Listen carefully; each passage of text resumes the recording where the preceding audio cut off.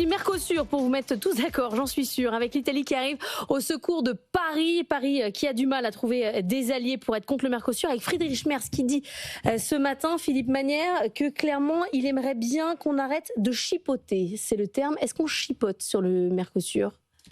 C'est aussi ce qu'a dit Lula. Ça fait plus de 20 ans qu'on négocie ce traité de libre-échange. On sait que le libre-échange sera favorable aux deux zones en question. Il n'y a pas de doute là-dessus. C'est documenté. Il y a eu plein de négociations. Il y a eu plein de mesures de précaution, de préservation qui ont été décidées. Bon, pour des raisons qui sont à la fois objectivement techniques et pas contestables, mais surtout pour des raisons politiques, la France a besoin d'un délai supplémentaire parce que aujourd'hui, c'est un peu la perfect storm du côté agricole.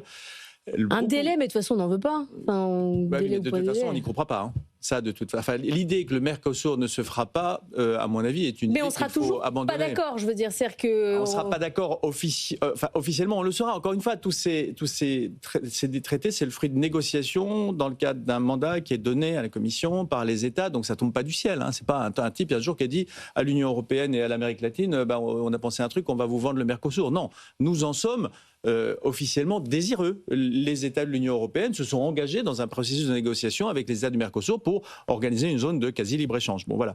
Donc aujourd'hui, ça tombe extrêmement mal parce qu'il y a l'épisode qui fait que les campagnes sont un peu, comme on le sait, aujourd'hui à feu et à sang.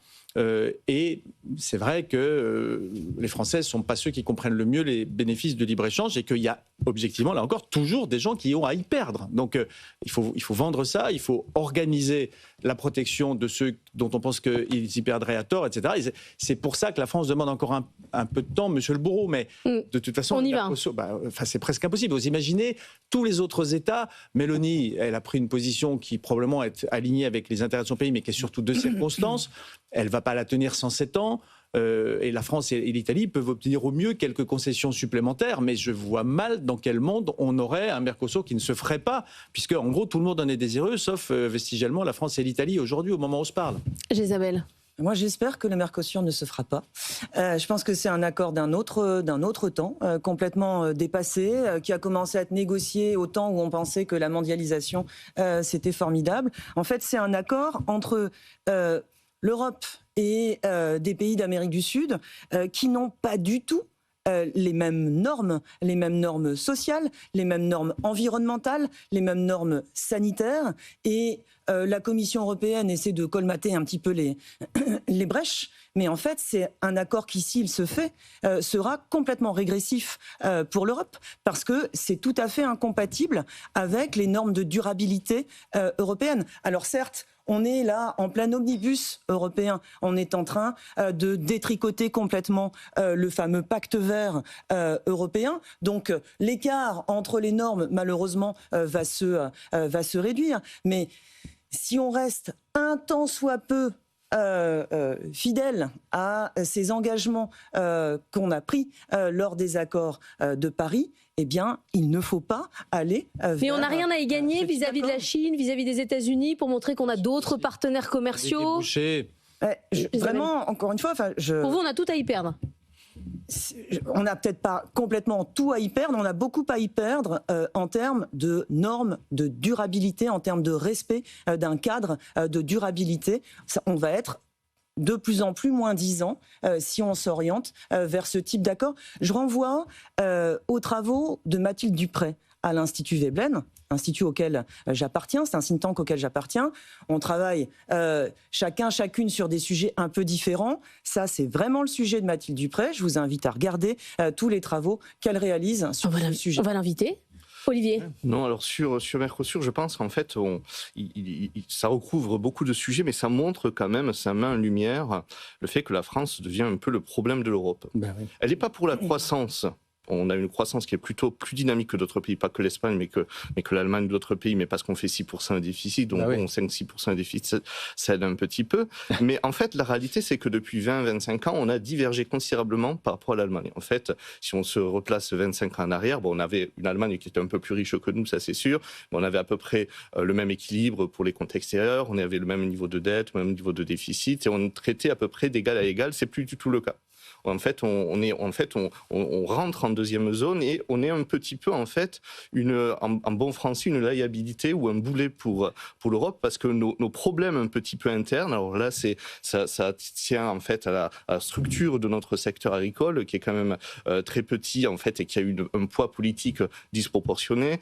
Ça tient aussi à nos problèmes de problèmes de finances publiques, ça tient à nos attachements à un modèle social particulier. En fait, toutes nos contradictions internes, en fait, nous empêchent de jouer au jeu européen. Et le vrai risque, c'est-à-dire qu'on peut rien dire quand on a 6% de déficit. Alors, déjà, on ne peut pas dire grand-chose, parce que par ailleurs, si on regarde pourquoi ça vaut le coup de faire un accord du Mercosur, alors, certes, effectivement, ça fait plus de concurrence, et ça mène aux concurrences nos agriculteurs face à d'autres agriculteurs, mais ça permet, il n'y a pas que de l'agriculture dans un accord, il y a aussi de l'industrie. Mais si c'était de la concurrence pour de meilleurs produits, ce serait pas mal, mais alors, là, ça va vous faire manger de la viande aux hormones. Alors, pas dans des quotas infimes.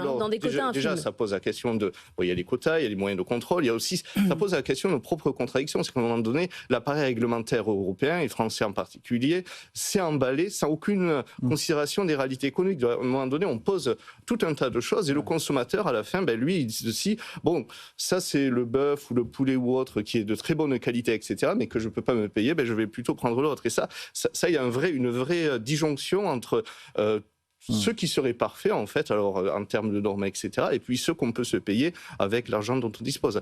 Cela étant, pour revenir quand même sur les bénéfices du Mercosur, on a un sujet quand même de guerre commerciale. On est pris un peu en étau entre la Chine et les États-Unis. C'est bien d'aller chercher des alternatives. Ça permet déjà, c'est bien en termes de diversification des risques, effectivement, mais aussi il faut aller chercher d'autres moteurs de croissance. L'Europe, en fait, elle est globalement 1% de croissance, comme la France. Le reste du monde, c'est plutôt 3-4%. Donc il faut aller chercher d'autres marchés, parce qu'il faut à un moment donné financer tous nos projets, tous nos défis, mais aussi financer notre modèle social. Et ça, c'est pas juste un problème français, c'est aussi un problème européen. Et donc, ce qui se passait, c'est que nos voisins européens, ils risquent de nous dire, bon, écoutez, si vous voulez, faites bande à part, parce que là, vous nous retardez un peu trop et vous nous posez trop de problèmes. Vous parlez, Olivier, de ces questions de normes qui sont votées sans regarder l'impact économique. On a eu ça avec 2035 et les voitures thermiques. On a eu un retour sur l'accord cette semaine. Ça a quand même permis de pousser l'ensemble de la filière vers l'électrique, ce qu'elle n'aurait pas fait si on n'avait pas eu une norme, certes qui va beaucoup trop loin et qui n'a pas regardé les impacts sur l'ensemble de la filière. Ça a permis de prendre une impulsion, si je puis dire. J'ai l'impression que ça a surtout poussé la filière hors d'Europe. Pour une grande partie. En fait, si on regarde le secteur automobile français, on voit que la période du Covid a correspondu à pas mal de pertes de production à la fois, et d'effectifs et de productivité. Et en fait, une réalité, c'est qu'il y avait pas mal de délocalisations qui étaient déjà programmées, qui ont eu lieu au moment du Covid, qui ont été peut-être accélérées.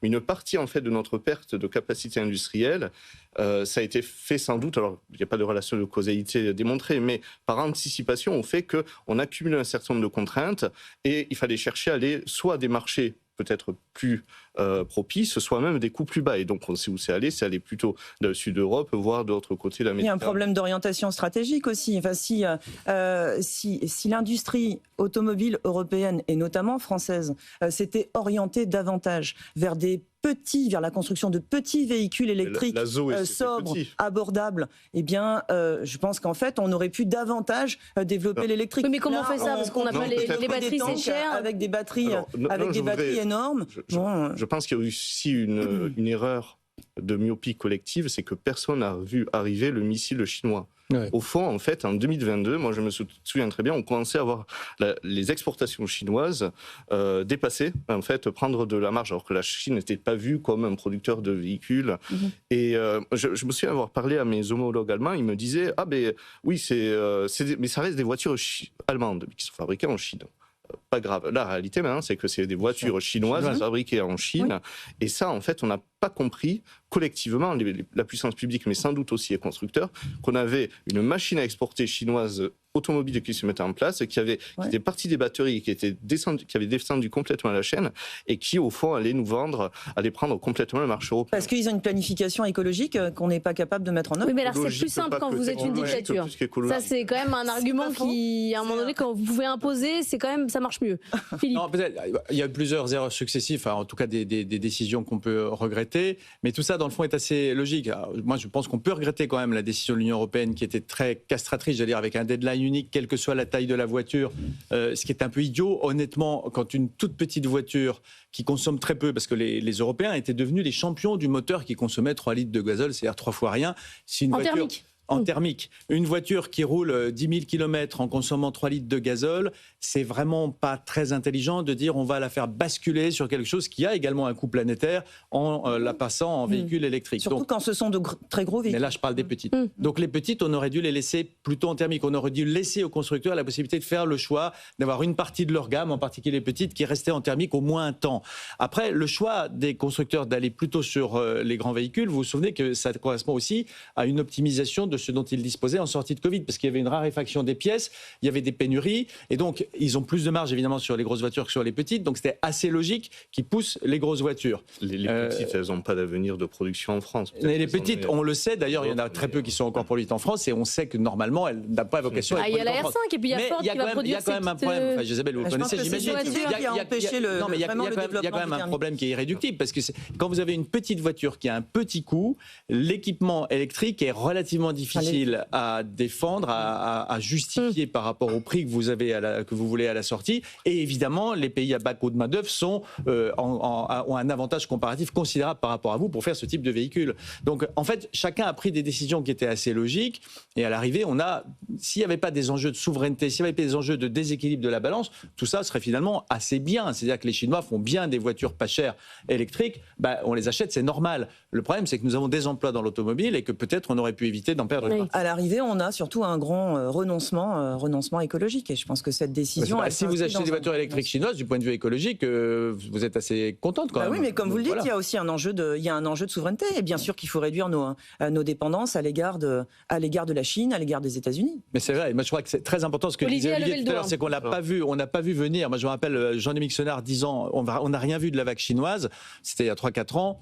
On n'écoutait pas tellement. Non mais en 3 ans quand même, ce qui est quand même une rapidité phénoménale. Olivier.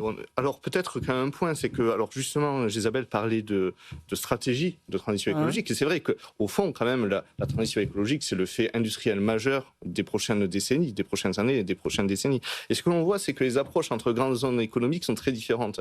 L'Europe... ça tient aussi à ces institutions, surtout active le levier réglementaire. Alors, le levier réglementaire, il y a un avantage, c'est que c'est assez clair. Vous émettez pas plus que tant ou autre, alors, sous réserve de savoir le contrôler. Le problème, c'est que de fait, en quelques articles de loi, vous détruisez massivement du capital.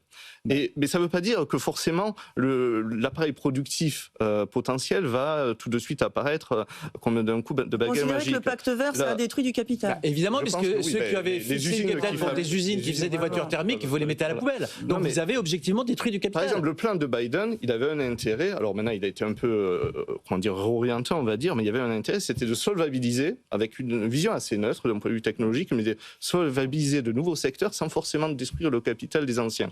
Et du coup, à la fin, on arrive à trouver un équilibre. La Chine, c'est un autre contexte, c'est-à-dire c'est un marché protégé, c'est beaucoup de concurrence, c'est un financement public très important, mais c'est un financement public très important parce que ce sont des ménages pressurisés, où il n'y a pas de consommation. Donc ça, si c'est à ce coup-là qu'il faut faire une transition écologique qui marche, ça va être quand même compliqué d'expliquer aux ménages européens, en particulier aux ménages français.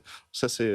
Isabelle, vous voulez réagir ou on passe à Trump ? Il nous reste 13 minutes. Là encore, il ne s'agit pas de caricaturer, il ne s'agit pas de dire qu'on doit tout faire comme la Chine. Vous êtes les premiers à constater que la Chine a réussi en quelques années à développer son industrie de voitures électriques. Et nous, on a été incapable de le faire parce qu'on n'a pas véritablement de planification écologique et qu'on n'a pas une mise en cohérence des politiques pour y parvenir. Après, bien sûr que en Chine, c'est fait de manière très autoritaire, c'est pas de cette façon-là qu'on accepterait de le faire en Europe, mais ça n'empêche pas, je pense, de réfléchir à une planification écologique et à une mise en cohérence de nos politiques économiques sur le plan monétaire, sur le plan budgétaire, sur le plan environnemental.